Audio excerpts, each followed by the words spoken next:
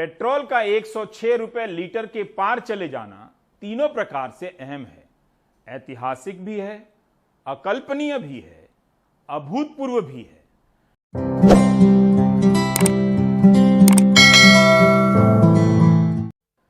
नमस्कार, मैं रवीश कुमार।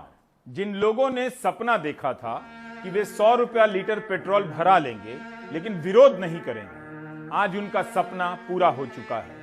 इन समर्थकों को लोगों ने हल्के में ले लिया था। आज उन्होंने वाकई साबित कर दिया है कि ऐसे ही तफरीह में व्हाट्सएप मैसेज नहीं भेज रहे थे। पेट्रोल का 106 रुपए लीटर के पार चले जाना तीनों प्रकार से अहम है। ऐतिहासिक भी है, अकल्पनीय भी है, अभूतपूर्व भी है। ऐतिहासिक को लेकर उतनी चिंता नहीं है क्योंकि इतिहास का सिलेबस तो चुटकी में चेंज हो जाता है। अगले साल लिख दिया जाएगा कि जब देश में पेट्रोल 5 रुपए लीटर मिल रहा था तब विपक्ष 100 रुपए का बताकर विरोध कर रहा था और देश की तरक्की में रोड़े अटका रहा था। मई से लेकर अभी तक पेट्रोल डीजल के दाम 23 बार बढ़े हैं, तब जाकर पेट्रोल 100 के पार पहुंचा है। ये वाला डेटा तो जरूर ही अकल्पनीय और अभूतपूर्व होगा। मध्य प्रदेश के बालाघाट के लोग 106 रुपए 25 पैसे प्रति लीटर पेट्रोल भरा रहे हैं। भोपाल और इंदौर के 104 रुपए लीटर दे रहे हैं। ज्ञात जानकारी के अनुसार देश में सबसे महंगा पेट्रोल खरीदने के लिए बालाघाट, भोपाल और इंदौर के लोगों को विशेष बधाई भेजी जानी चाहिए। तीसरे नंबर पर औरंगाबाद है, जहां लोग 103 रुपए लीटर पेट्रोल भरा रहे हैं। चौथे नंबर पर कई शहर हैं जहां 102 रुपए लीटर मिल रहा है, जैसे नासिक, कोल्हापुर, मुंबई, जयपुर, नागपुर और पुणे में 101 रुपए लीटर मिल रहा है। हमने उन शहरों का नाम छोड़ दिया है जहां के लोग 100 रुपए लीटर पेट्रोल भरा रहे हैं, क्योंकि हमारा फोकस महंगाई पर है। इसलिए हम 106, 104 रुपए लीटर पेट्रोल की चर्चा कर रहे हैं, 100 रुपए की नहीं। बंद करो। हर मौके को ऐतिहासिक बताने वाले प्रधानमंत्री या उनके किसी मंत्री ने इस ऐतिहासिक मौके पर कोई ट्वीट नहीं किया है। कम से कम 106 रुपए लीटर पेट्रोल भराने के लिए बालाघाट के लोगों को बधाई दे सकते थे। 104 रुपए लीटर भराने के लिए इंदौर के लोगों को बधाई दे सकते थे कि जल्दी आपको 105 रुपए लीटर भराने का मौका मिलेगा। पेट्रोल जीवन की मुख्य जरूरत है और ऐसा बढ़ रहा है जैसे सेकेंड वेव में कोरोना बढ़ा।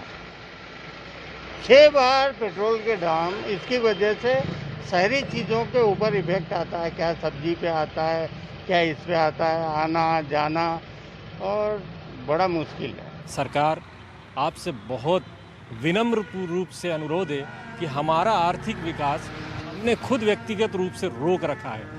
आपसे अनुरोध है, इस पेट्रोल के दाम बढ़ा के देश के विकास के लिए आर्थिक रूप से हम लोगों को क्यों नीचे कर रहे हैं। कृपया पेट्रोल के दाम कम कीजिए। और हमारी स्थिति ये हो गई कि पहले 5 लीटर पेट्रोल डलाते थे, आज 1 लीटर डलाने के लिए सोचना पड़ रहा है। और लॉकडाउन से आदमी से जी के बाहर निकल रहा है। अब कहीं जाना है किसी काम से, पर्सनल काम से, सपोज कीजिए हॉस्पिटल ही जाना है। अब हॉस्पिटल जाना है, 5 किलोमीटर हॉस्पिटल दूर है, 100 रुपये का पेट्रोल डलाया, हो गया, वापस आ गया। एक तो वहाँ हॉस्पिटल में दे दो, दूसरा इधर गाड़ियों में दे दो। 2 महीने से आदमी परेशान है, घर में बैठा हुआ है, कमाई है नहीं। प्राइवेट नौकरी वाले क्या करेंगे? प्राइवेट नौकरी किसी की तनख्वाह मिल रही, किसी को नहीं मिल रही, किसी को आधी तनख्वाह मिल रही है। अब आधी तनख्वाह मिली जहाँ आदमी के 4000 रुपये महीने खर्चा है, वहाँ अगर 2000 रुपये मिले तो क्या बीवी बच्चे पाले? विपक्ष तो तब से विरोध कर रहा है जब जून 2020 में पेट्रोल 80 रुपए लीटर हो गया था, लेकिन उसके विरोध करने के बाद भी पेट्रोल 20 रुपया और महंगा हो गया। आईटी सेल को एक काम करना चाहिए, पेट्रोल के दाम बढ़ने का दोष विपक्ष पर डाल देना चाहिए कि उसी के विरोध के कारण 100 रुपया लीटर हो गया है। आईटी सेल अगर ये मैसेज हाउसिंग सोसाइटी के व्हाट्सएप ग्रुप में डाल दे तो वहां सारे लोग 150 रुपए लीटर पेट्रोल की मांग करने लग जाएंगे। और बढ़ाओ, ट्राई कीजिए। वैसे विपक्ष के लोग भी ट्राई कर रहे हैं कि किसी तरह जनता को समझा पाएं कि आप महंगाई से परेशान हैं, आपको लूटा जा रहा है। खामखा 4 साइकिलें खरीद कर प्रधानमंत्री, गृहमंत्री, पेट्रोलियम मंत्री और कपड़ा मंत्री को भेज दी गई। इतने पैसे में युवा कांग्रेस के नेता श्रीनिवास किसी को आर्थिक मदद पहुंचा सकते थे, सिलेंडर दिला सकते थे, कोरोना की दूसरी लहर में पक्ष विपक्ष सबकी मदद करने वाले युवा कांग्रेस के मददगार नेता श्रीनिवास सरकार को याद दिलाने की कोशिश कर रहे हैं कि कैसे उनके लोग तब 70 रुपया लीटर होने पर प्रदर्शन किया करते थे। ऐसा नहीं है कि जनता इस वक्त उफ नहीं कर रही है, लेकिन उग्र होकर विपक्ष के पाले में भी नहीं जा रही है। क्या उसी दुविधा या हताशा से तंग आकर ये साइकिलें भेजी गई हैं? 2014 से पहले यही साइकिलें अगर गडकरी ने मनमोहन सिंह को भेज दी होती तो मीडिया में हंगामा मच गया होता। कितने अखबारों में इस तस्वीर को पहले पन्ने पर छाप दिया गया होता।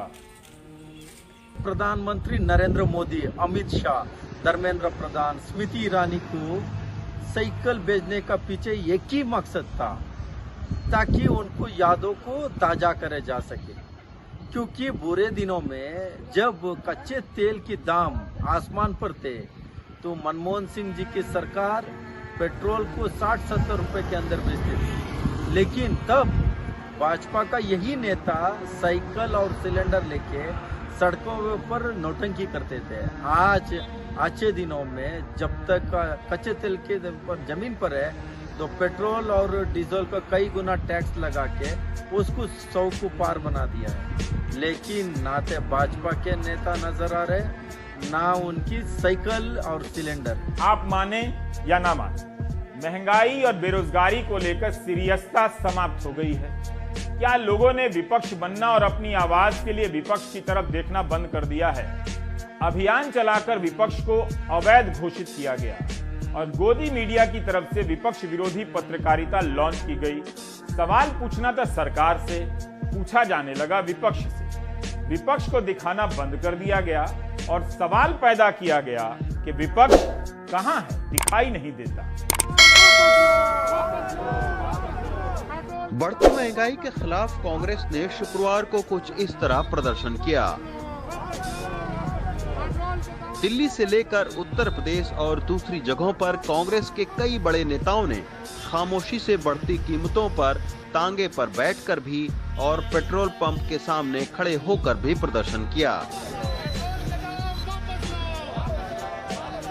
कोरोना संक्रमण की दूसरी लहर के बाद कांग्रेस का ये पहला बड़ा प्रदर्शन है। 1.25 साल से कोरोना चले जा रहा है, उसके तहत सभी तरह के इकट्ठ करना मना किया हुआ था। इसी कारण आज भी एक जगह कहीं बहुत बड़ा नहीं कर रहे, लेकिन दिल्ली में भी, वैसे तो पूरे हिंदुस्तान में जगह जगह हो रहा है, लेकिन दिल्ली में भी आज 400 जगह पे ऐसे लोग हमारे साथी पहुंच के आज अपना विरोध प्रकट कर रहे हैं। तमाम सारी जगहों पर कांग्रेस के धरना प्रदर्शन चल रहा है, लेकिन इसमें सबसे बड़ी बात यही है कि पेट्रोल और डीजल में जो राज्य सरकार का टैक्स होता है, यानी वैट जो होता है, जो एक्साइज टैक्स होता है, उसके वजह से पेट्रोल और डीजल के ज़्यादा दाम बढ़ रहे हैं। लेकिन कांग्रेस शासित प्रदेशों में भी वैट जो है वो टैक्स कम करने का अभी कोई योजना नहीं है, तो निश्चित तौर पर इसके कहीं न कहीं राजनीतिक मायने भी हैं और एक सियासी फायदा उठाने की कोशिश भी है। इससे पहले गुरुवार को पेट्रोल डीजल के बढ़ते दाम के खिलाफ यूथ कांग्रेस ने प्रधानमंत्री समेत पेट्रोलियम मंत्री को एक साइकिल कुरियर करने का अभियान भी चलाया था। लेकिन इस तरह के तमाम विरोध प्रदर्शनों के बावजूद कांग्रेस को ना तो मीडिया और ना ही आम लोगों के बीच बहुत ज्यादा महत्व मिलता दिखाई पड़ रहा है। आम आदमी महंगाई से जूझ रहा है, लेकिन फिर भी इन विरोध प्रदर्शनों को लेकर उत्साहित नहीं है। वो उनका काम है प्रदर्शन करना, अपोजिशन में बैठे हैं वो एक दूसरे के लिए, तो वो करेंगे कुछ ना कुछ। अब किसी न किसी पे तो उन्होंने अपना वो निकालना है। अब बीजेपी अभी कांग्रेस कर रही है, अब थोड़े टाइम बाद अगर कांग्रेस की सरकार आ जाएगी तो फिर बीजेपी प्रदर्शन पे बैठ जाएगी। इन दोनों के बीच में पिसेगी तो पब्लिक ही ना। सर सरकार पे तो कितने दबाव डाल लो तो कुछ नहीं हो रहा ना। आप ये देखिए ना, पहले तो 100 भी नहीं था और अब कई जगह तो 100 है। ठीक है, आम आदमी को तो कोई फायदा ही नहीं हुआ, चाहे कोई भी सरकार आई हो। देश भर में पेट्रोल डीजल के दाम बढ़ने से महंगाई पर इसका असर पड़ा है। केंद्र सरकार पेट्रोल पर करीब 32 रुपए टैक्स और राज्य सरकार करीब 13 रुपए टैक्स वसूलती है। बीते 15 महीनों में दामों को अगर देखें तो पिछले साल 1 अप्रैल को जहां मुंबई में पेट्रोल 75 रुपए 28 पैसे थे, वहीं अब ये बढ़कर करीब 100 रुपए हो गए हैं। वहीं पिछले साल मुंबई में डीजल के दाम 65 रुपए 19 पैसे थे, जो अब बढ़कर 92 रुपए 69 पैसे हो गए हैं। लेकिन पेट्रोल डीजल की बढ़ती कीमतों पर चिंतित कांग्रेस अपने शासित राज्य में डीजल और पेट्रोल पर क्यों नहीं टैक्स कम करती है, इसका सीधा जवाब कांग्रेसी नेताओं के पास में भी नहीं है। देखिए, टैक्स कौन बढ़ा रहा है? जो वैट के दर नहीं बढ़ रहे हैं, ज्यादातर जो टैक्स बढ़ रहा है वो सेंट्रल एक्साइज और सेस बढ़ा रहे हैं। मोदी सुल्तान का महल बनाने के लिए 22,000 करोड़ खर्च करते हैं और जो पेट्रोल डीजल पे एक्साइज बढ़ाते बढ़ाते जा रहे हैं। तो पहली जिम्मेवारी एक्साइज कम हो, सेस बंद हो और लोगों को फायदा मिले। जरूरत अगर आपको पैसे की है, आपके पास पैसे नहीं, तो ये विस्ता प्रोजेक्ट बंद करो ना भैया। पहले कोरोना संक्रमण और अब बढ़ती महंगाई से बहुत सारे लोग प्रभावित हुए हैं, लेकिन अब भी विपक्ष विरोध प्रदर्शन करके सड़कों पर जोरदार उपस्थिति दर्ज कराने में ज्यादा कारगर नहीं दिखाई पड़ रही है। नई दिल्ली से शशिकांत के साथ रवीश रंजन शुक्ला, एनडीटीवी इंडिया। कांग्रेस ने महंगाई को लेकर आज देश भर में प्रदर्शन किया है। 2010 में एक फिल्म आई थी पीपली लाइव। इस फिल्म का गाना काफी मशहूर हुआ था। यह फिल्म अनुषा रिजवी की थी, महंगाई डायन वाला गाना। तब यह गाना बीजेपी की रैलियों में बजता था और कांग्रेस सरकार के खिलाफ बजता था। आज मध्य प्रदेश के रीवा में महिला कांग्रेस की कार्यकर्ता इसी गाने को गा रही हैं, लेकिन मोदी सरकार के खिलाफ।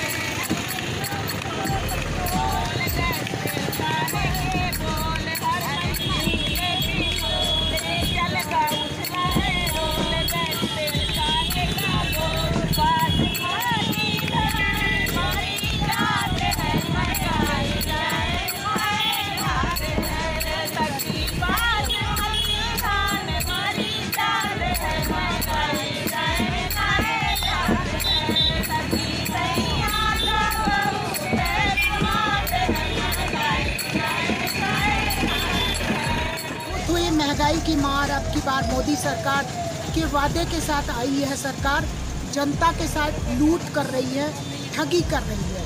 जब 65 रुपया लीटर पेट्रोल हुआ करता था, तब स्मृति ईरानी और बीजेपी के सारे नेता सड़क पर उतरकर सखी सैया तो बहुत कमात है महंगाई डायन का गाना गाया करते थे।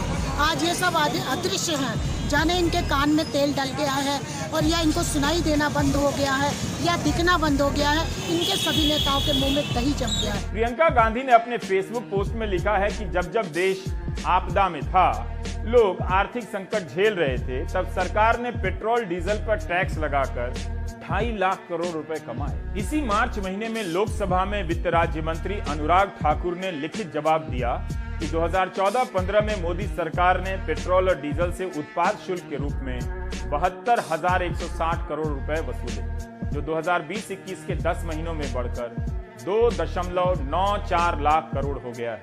यह वृद्धि 300% के करीब है। मध्य प्रदेश के बालाघाट में पेट्रोल 106 रुपए लीटर से भी अधिक का हो गया।